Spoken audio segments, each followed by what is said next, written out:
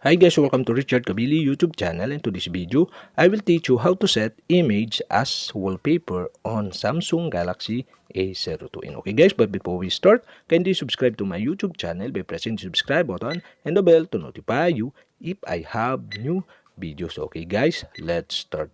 So okay guys, you'll have to do is go to gallery of your Samsung Galaxy A02 to select the image you want to set as a wallpaper. Okay guys, you can select the folder, and I decide to select the camera folder.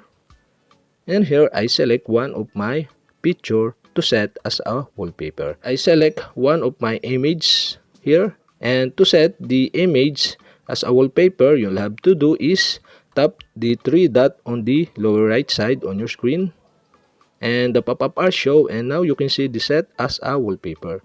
Okay, you'll have to do is tap the set as a wallpaper and another pop-up, and you can set as a wallpaper into home screen, or you can set into lock screen, or you can set both home screen and lock screen, or you can set into call background. And okay guys, I decide to set into home screen and lock screen. Okay, tap the home screen and lock screen. And now after that, after you tap the home screen and lock screen, okay, you can see below the set on lock and home screen button below, and you'll have to do is tap the button.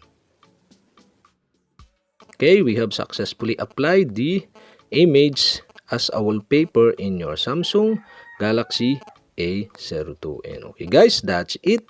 And if you have a question, kindly comment below, and don't forget to hit the subscribe button and the bell to notify you if I have new videos. Okay guys, thank you for watching.